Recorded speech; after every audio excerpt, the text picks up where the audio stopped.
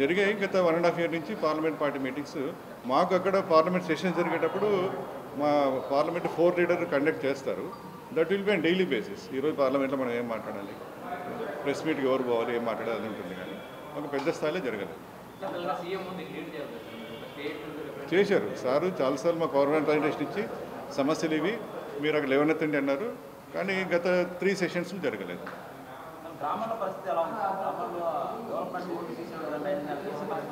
Sir పథకాల wise బాగానే ఉంది సార్, కానీ డెవలప్మెంట్ వైజ్ లేదు.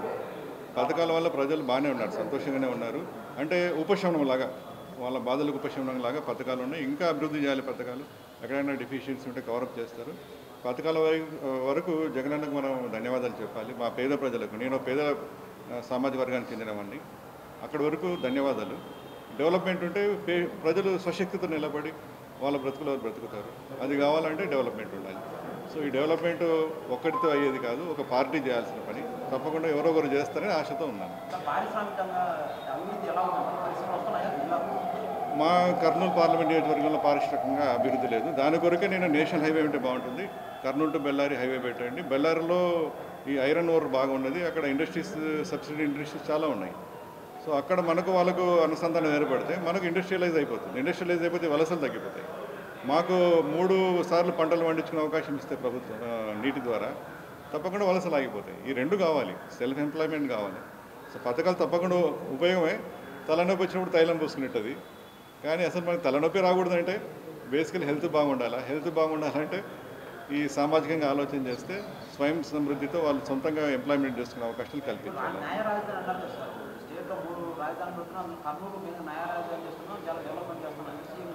న్యాయ రాజధాని కొరకు సుమారు 100 ఎకరాలు అలాట్ చేశారు. ఏదో ఒక రోజు వస్తుందని చెప్పి మేము ఆశతో ఎదురు చూస్తున్నాము.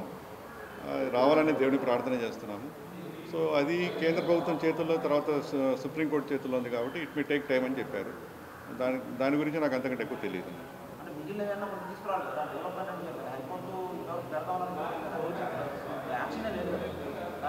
అంటే అది రాష్ట్ర ప్రభుత్వ చేతుల్లో లేదు, జ్యుడిషియరీ చేతిలో ఉందని చెప్పారు కాబట్టి అది ఫర్దర్ డెవలప్మెంట్ లేదని నేను అనుకుంటున్నాను. సామాజిక న్యాయం జరుగుతుంది. 50% పదవులు ఎస్సీ ఎస్టీ బీసీ మైనార్టీలు ఇచ్చారు. ఈ టైంలో మీరు ఎందుకు బయటకు రావాలి? పదవులు ఇస్తున్నారు. మాకు పథకాల ద్వారా మా పేద ప్రజలకు ఉపశమనం కలుగుతూ ఉంది, సామాజిక న్యాయం జరుగుతూ ఉంది. కానీ ఆ సామాజిక న్యాయం పరిపృష్టంగా లేదనిపిస్తూ ఉంది. అంటే మాకు వచ్చిన గ్రీవెన్సెస్ని మేము సాల్వ్ చేసే కెపాసిటీ ఉండాలి, అది లేదు. పెద్ద పెద్ద సమస్యలను పరిష్కారం చేసే స్థాయి మాకు లేదు. మా గ్రీవెన్సెస్ ఎక్కడ చెప్పుకోవాలో కూడా మాకు అర్థం కాదు. కాబట్టి సామాజిక న్యాయం పాక్షికంగా జరుగుతుంది అనుకుంటున్నాను. అది మన సమాజంలో అంతే అండి, ఇంతకంటే ఎక్కువ ఇవ్వరు. మా బ్రతుకులు ఇంతే. మేము కొద్దిగా ఇంకొక 10% ఇంప్రూవ్ అయితే కూడా చాలు. మా బీసీ ఎస్సీ ఎస్టీ బ్రతుకులు ఇలాగే ఉంటాయి.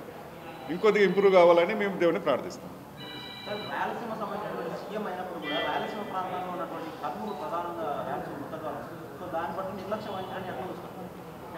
నేను నిర్లక్ష్యం చెప్పలేను సార్. కంపారిటివ్గా మాకు న్యాయ రాజధాని ఇస్తామని చెప్పారు. ఒకవేళ అది సఫలీకృతం అయిందంటే మంచిదే, రాయలసీమకు న్యాయ రాజధాని వస్తే మంచిదే. బట్ కేవలం ఒక న్యాయ రాజధాని కాకుండా మిగతా ఇండస్ట్రియల్ డెవలప్మెంట్ కూడా ఉండాలని చెప్పి, అప్పుడే డెవలప్మెంట్ బాగుంటుందని చెప్పి అనుకుంటున్నాను.